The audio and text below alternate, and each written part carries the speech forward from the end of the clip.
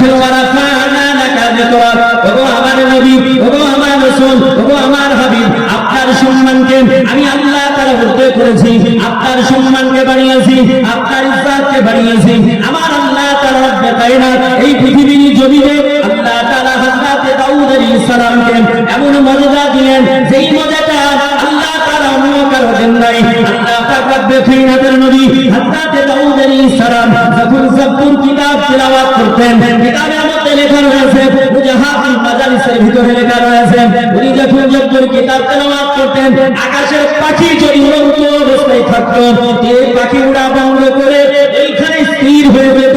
যদি পৃথিবীর জমিনে যদি কোন সাগরে ঢেউ উঠতো, আটলান্টিক মহাসাগরের সাগরে হোক না কেন, চাই লোহিত মহাসাগরে হোক না কেন, চাই প্রশান্ত মহাসাগরে হোক না কেন, চাই আরব মহাসাগরে হোক না কেন, যখন ঢেউ উঠতো আল্লাহর নবী হযরত দাউদ আলাইহিস সালাম কালাম পাক তেলাওয়াত করলে সঙ্গে সঙ্গে ঢেউ স্তব্ধ হয়ে যেত।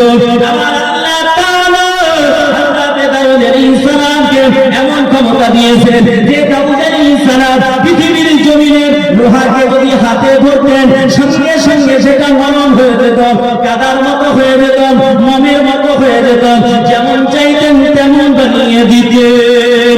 আমার আল্লাহ বলে, ও দাউদ আলাইহিস সালাম, তোমাকে এমন মর্যাদা দিয়েছি, তোমার ছেলে হযরত সুলাইমানকে যে মর্যাদা দিয়েছি ওটা তোমার মধ্যে দিই নাই। হযরত সুলাইমান আলাইহিস সালামকে আমার আল্লাহ তাআলা পৃথিবীর জমিনে এমন মর্যাদা দিয়েছেন, দুনিয়ার মানুষ অবাক হয়ে যাবে। এই পৃথিবীর জমিনে কোনো বৈজ্ঞানিক নেই, কোনো দার্শনিক নেই, কোনো জ্ঞানী নেই, কোনো জ্যোতিষীবিদ নেই, পৃথিবীর কোনো পণ্ডিত নেই যেই মানুষটা পৃথিবীর কোনো মহামানুষ হতে পারে, কিন্তু এমন ক্ষমতা আল্লাহ কারো দেয় নাই। এই পৃথিবীর জমিনে আল্লাহ তাআলা অনেক অনেক ক্ষমতা দিয়েছেন। এর ভিতরে আমাদের ভারত মানুষের, যিনি আমাদের ভারতের রত্ন, এনার নাম কি? এপিজে আব্দুল কালাম। এপিজে আব্দুল কালাম, আব্দুল কালাম, তিনি পারমাণবিক বোমা বানিয়েছেন, মিসাইল বানিয়েছেন 4 এই মিসাইল এখান থেকে ছাড়লে মিসাইলের অনেক 4খানা মিসাইল, কোনটা আপনার নাম দিয়েছেন পৃথ্বী, কোনটার নাম দিয়েছেন ত্রিশূল, কোনটার নাম দিয়েছেন অগ্নি। এইরকম করে তিনি মিসাইল বানিয়েছেন। এর মধ্যে একখানা মিসাইল যা আপনার ছুড়লে 1 ঘন্টায় 4000 কিলোমিটার দূরে গিয়ে অ্যাটাক করতে পারে। বলুন সুবহানাল্লাহ। 4000 কিলোমিটার ঘন্টায় যায়, এর চাইতে বেশি নাই। কিন্তু আল্লাহ সুলাইমান আলাইহিস সালামকে কত পাওয়ার দিয়েছেন যে সুলাইমান আলাইহিস সালাম যদি বলতেন যে আমি এখান থেকে 50,000 কিলোমিটার দূরে যাব, তাহলে আমি কিসে যাব? আমরা যদি ভারত থেকে কেউ আরবে যাই হজ করতে, প্লেনে যাই, কলকাতা নেতাজি এয়ারপোর্ট থেকে 6 ঘন্টা থেকে 6.5 ঘন্টা সময় লাগে আরবে যেতে। আমরা যদি আন্দামান যাই, প্লেনে আমি গিয়েছি 2.5 ঘন্টা সময় লাগে। কিন্তু আমার নবী যখন তিনি কোথাও যেতে চাইতেন 10, 50,000, 100,000 কিলোমিটার দূরে, তখন তিনি বাতাসকে বলতেন, হাওয়াকে বলতেন যে আমি অমুক জায়গায় যেতে চাই। মানুষের চোখের পাতা নড়ার পূর্বে পূর্বে তিনার সিংহাসন সহ তিনাকে ওই জায়গায় পৌঁছে দিতেন। বলুন সুবহানাল্লাহ। তাহলে এই ক্ষমতা আল্লাহ কাউকে দেন? আল্লাহ পাক রব্বে কায়নাত রব্বুল আলামিন তিনি বলছেন, দুনিয়ার লোকের মানুষ শান করে শুনে নাও, জেনে নাও, সমস্ত নবীদের ক্ষমতা গুলো, সমস্ত নবীদের হিকমত গুলো আমি আল্লাহ তাআলা আমার নবীর ভিতরে দিয়েছি।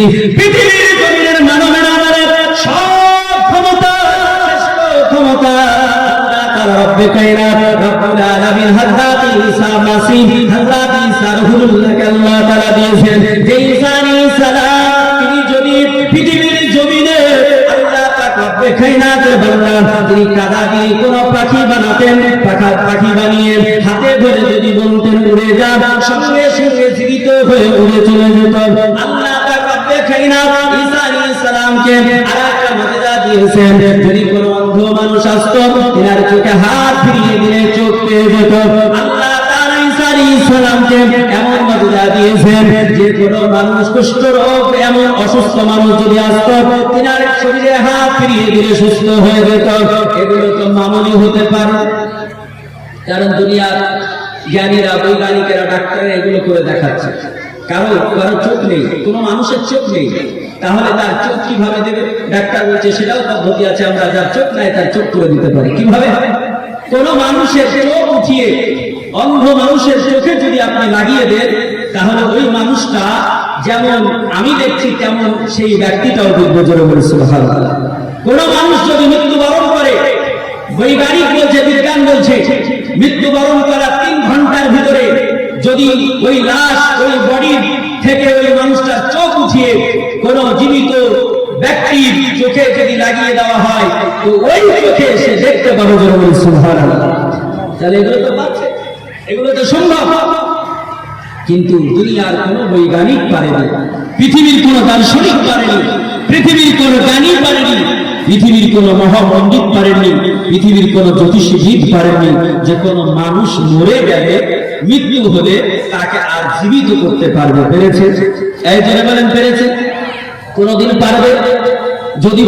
যদি পারতো তাহলে অটল বিহারী মরত, যদি পারতো ইন্দিরা গান্ধী মরত, যদি পারতো পৃথিবীর বুকে আপনার যে সবচাইতে বড় কুখ্যাত রাজা হিসাবে নাম ছিল যার, হিটলার মরত, যদি পৃথিবীর বুকে ক্ষমতা থাকতো তাহলে মুসলিম মরত, পৃথিবীর বুকে ক্ষমতা থাকলে ফেরাউন মরত, নমরুদ মরত না। আল্লাহ ক্ষমতা দেয়, কিন্তু আমার আল্লাহ পাক রব্বে কায়নাত রব্বুল আলামিন তিনি বলে, ও ঈসা আলাইহিস সালাম, আমি আল্লাহ তাআলা তোমার ক্ষমতা দিয়েছি, তোমার হিকমত দিয়েছি। আল্লাহ নবী ঈসা আলাইহিস সালাম যদি কোনো মৃত্যু ব্যক্তির সম্মুখে গিয়ে